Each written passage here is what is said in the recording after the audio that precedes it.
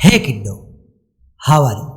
आज हम 32 पुतलियों की कहानियों में पहली कहानी जो पहली पुतली रत्न मंजरी ने सुनाई थी वो सुनेंगे। अम्बावती में एक राजा राज्य करता था। वह बड़ा दानी था। उसी राज्य में धर्मसेन नाम का एक और बड़ा राजा हुआ। उसकी 4 रानियां थीं। एक थी ब्राह्मण, दूसरी क्षत्रिय, तीसरी वैश्य और चौथी शूद्र। ब्राह्मणी से एक पुत्र हुआ जिसका नाम ब्राह्मणित रखा गया। क्षत्राणी से 3 बेटे हुए। एक का नाम शंख, दूसरे का नाम विक्रमादित्य और तीसरे का भर्तृहरि रखा गया।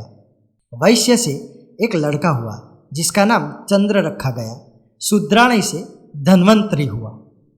जब वे लड़के बड़े हुए तो ब्राह्मणी का बेटा घर से निकल पड़ा और धारापुर आया।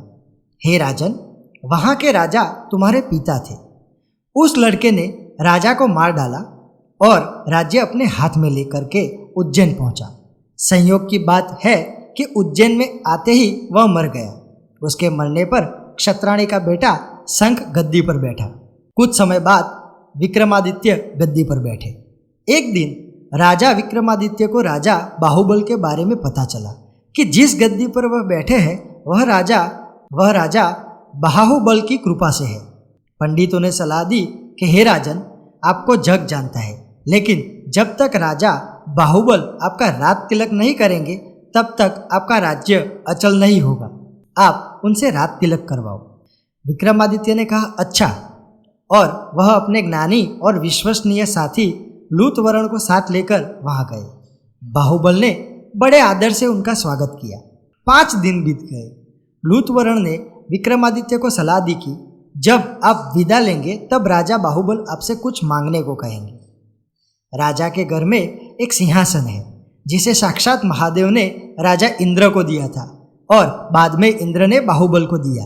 उस सिंहासन में यह गुण है कि जो उस पर बैठेगा वह 7 द्वीप 9 खंड पृथ्वी पर राज करेगा। उसमें बहुत से जवाहरात जड़े हैं। उसमें सांचों में ढालकर 32 पुतलियां लगाई गई है।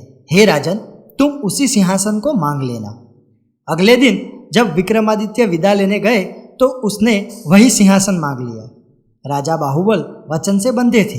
बाहुबल ने विक्रमादित्य को उस पर बिठाकर रात तिलक किया और विदा किया। राजा विक्रमादित्य ने लौटते ही सभा की ओर पंडितों को बुलाकर कहा, मैं एक अनुष्ठान करना चाहता हूँ।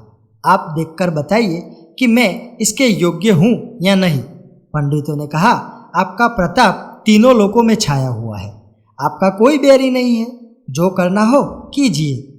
अपने खानदान के सब लोगों को बुलाइए। 1.25 लाख कन्यादान और 1.25 लाख गाय दान कीजिए। ब्राह्मणों को धन दीजिए। जमींदारों का 1 साल लगान माफ कर दीजिए। इतना कहकर पुतली रत्नमंजरी बोली, हे राजन, आपने अगर कभी ऐसा दान किया है तो सिंहासन पर अवश्य बैठे। पुतली की बात सुनकर राजा बहुत निराश हो गए।